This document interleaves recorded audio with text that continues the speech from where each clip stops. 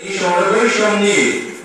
जायफोर दैदेनगिरि दुलाराय बर' फरायसा आफादखौ मोजां मोननानै जे बर' माहारिखौ अलखदनिफ्राय बोखांनो होननानै बर' हारिखौ बुहुमाव गेरेमसा माहारि दानो आरो गुबुन हारिनिफ्राय जे नासयनाय गुबुन हारिया जे बर' हारिखौ गाग्लोबनाय जायफोर असमिया जायफोरखौ जों असमिया होनना बुङो एसामिस सभनिस बामोन होननानै बुङो जायफोरखौ जोङो ना लिरनो मोनो एसामिस लिंगुइस्ट बेखौ जोङो रायलायोना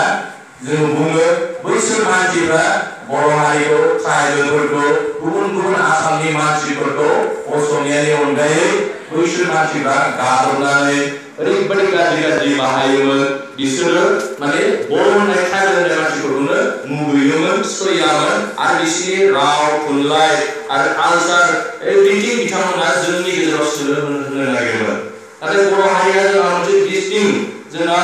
राव दंखायो थुनलाइ दंखायो लोगोसे जोंहा कालचार दंखायो गासैबो बिथिङाव जोंहा दंखायो बेखौ फोथांनानै बुहुमाव जोङो लांबाय थानांगौ होननानै बै समनि जायफोर दैदेनगिरि जायफोर साननो हनो गोरों बिथांमोना दुलाराय बर' फरायसा आफादखौ 1967 नि 15 फेब्रुवारि दिनैनि तारिखआवहाय क'क्राझारनि दानि क'क्राझार बिटिसिनि जोंनि माने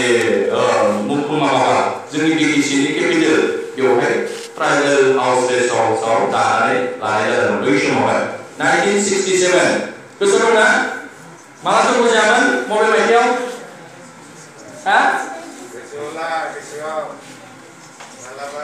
गोसोआव फैबाय 1967 नि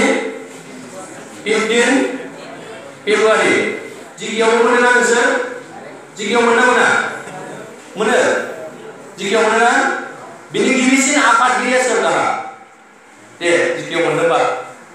दुलाराय बर' फरायसा आफादनि गिबिसिन आफादगिरिया सोर हा खोनायाखै थानेश्वर ब्रह्म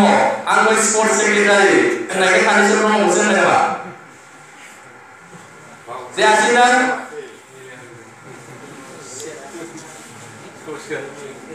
बानेश्वर ना थानेश्वर होनदों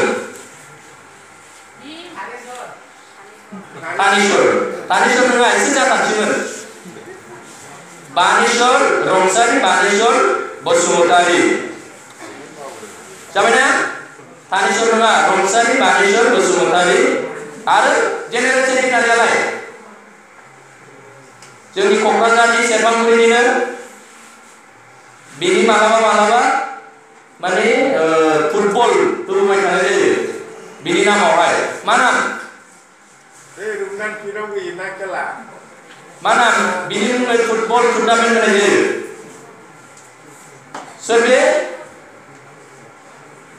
रंसारि केन्टेश्वर नार्जारि